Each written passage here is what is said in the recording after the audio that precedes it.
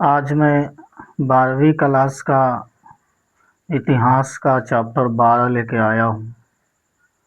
औपनिवेशिक शहर, नगरीकरण, नगर योजना, स्थापत्य। तो इसका आज हम प्रश्न उत्तर देखेंगे, जितना भी बन सकता है। तो प्रश्न 1 हम देखते हैं। लघु उत्तर ये है, औपनिवेशिक शहरों में रिकॉर्ड्स संभाल कर रखे जाते थे। उत्तर, औपनिवेशिक शहरों में रिकॉर्ड संभाल कर रखने के निम्नलिखित कारण थे।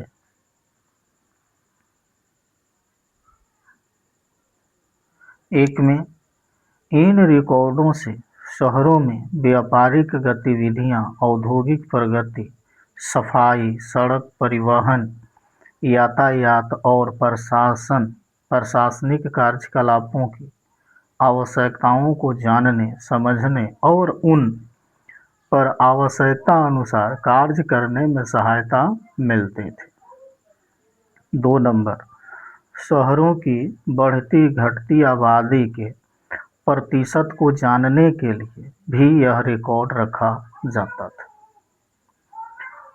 3 नंबर, शहरों की चारित्रिकी विशेषताओं के अन्वेषण के समय उन रिकॉर्डों का प्रयोग सामाजिक और अन्य परिवर्तनों को जानने के लिए किया जाता था।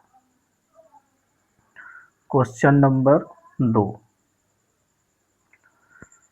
औपनिवेशिक संदर्भ में शहरीकरण के पुनर्निर्माण में जनगणना के आंकड़े किस हद तक उपयोगी है?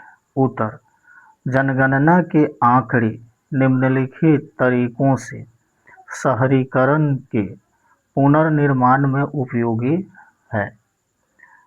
वाणिज्यिक मामलों को विनिमय करने के लिए उनकी व्यापारिक गतिविधियों के विस्तृत रिकॉर्ड रखने में मदद मिली। बढ़ते शहर में जीवन का ट्रैक रखने के लिए 1800 के बाद भारत में शहरीकरण सुस्त था। भारत में कुल जनसंख्या में शहरी आबादी का अनुपात बेहद कम था और यह स्थिर बनी हुई थी। 1900 और 1940 के बीच 40 वर्षों में शहरी आबादी कुल आबादी के लगभग 10% से बढ़कर लगभग 13% हो गई। अगला प्रश्न 3 नंबर देखेंगे। वह व्हाइट और ब्लैक टाउन क्या संकेत देते हैं?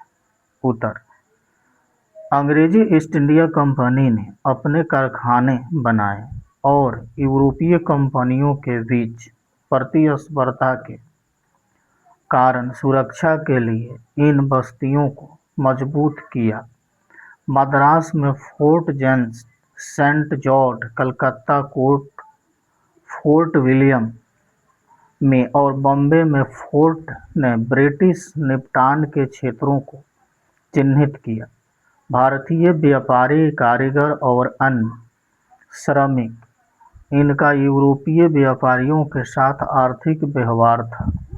इन किलों के बाहर स्वयं की बस्तियों में रहते थे। इस प्रकार शुरुआत में ही यूरोपीय और भारतीयों के लिए अलग अलग क्वार्टर थे, जिन्हें समकालीन लेखन में क्रमशः व्हाइट टाउन और ब्लैक टाउन के नाम से जाना जाता था। अगला क्वेश्चन है 4 नंबर, कैसे प्रमुख भारतीय व्यापारियों ने खुद को औपनिवेशिक शहर में स्थापित किया? तो इसका उत्तर देखेंगे। औपनिवेशिक शहरों ने नए शासकों की व्यापारिक संस्कृति को दर्शाया।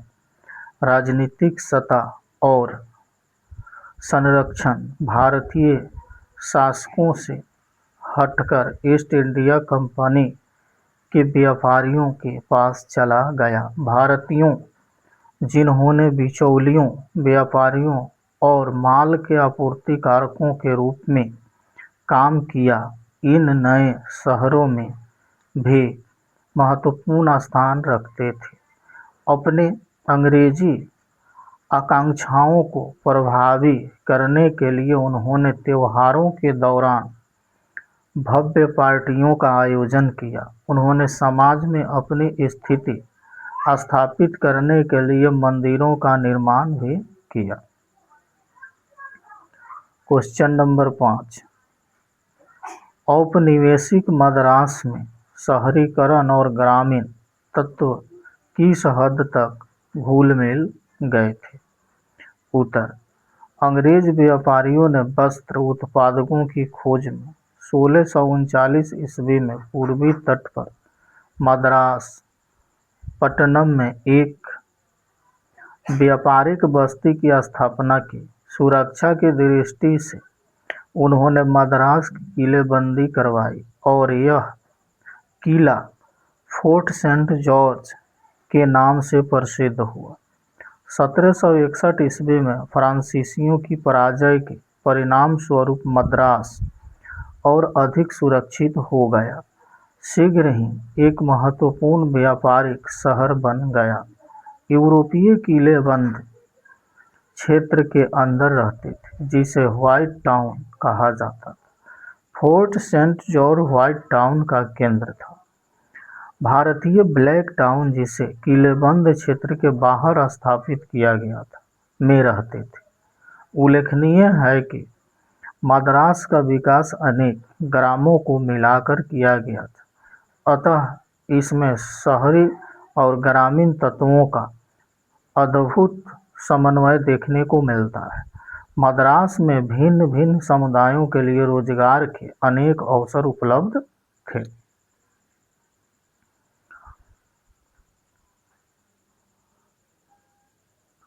अतः विविध प्रकार के आर्थिक कार्य करने वाले अनेक समुदाय यहाँ आए और यहीं बस गए। दुबास, तेलुगु, कोमाटी और बेल्लार इसी प्रकार के समुदाय थे। दुबास स्थानीय भाषा और अंग्रेजी दोनों को बोलने में कुशल थे, अतः वे भारतीयों एवं गोरों के बीच मध्यस्थ का काम करते थे। बेल्लार नवीन अवसरों का लाभ उठाने वाली एक स्थानीय ग्रामीण जाति थी और तेलुगु कोमाटी अनाज व्यापार में लगा एक प्रभावशाली व्यावसायिक समुदाय था। 18वीं शताब्दी से गुजराती बैंकर भी यहाँ बस गए थे। पेरियार एवं बनियार गरीब श्रमिक वर्ग के अंतर्गत आते थे। समीप ही स्थित ट्रिपोली केन मुस्लिम जनसंख्या का केंद्र था। अकार्ट के नवाब भी यहाँ रहते थे। माइलापुर तथा ट्रिपोली केन जाने माने हिंदू धार्मिक केंद्र थे। अनेक ब्राह्मण अपनी आजीविका यहीं से प्राप्त करते थे। सांथोम तथा वहाँ का बड़ा गिरजाघर रोमन कैथोलिक लोगों का केंद्र था। ये सभी बस्तियां मद्रास शहर का भाग बन गई थी। इस प्रकार अनेक ग्रामों को मिला लिए जाने के कारण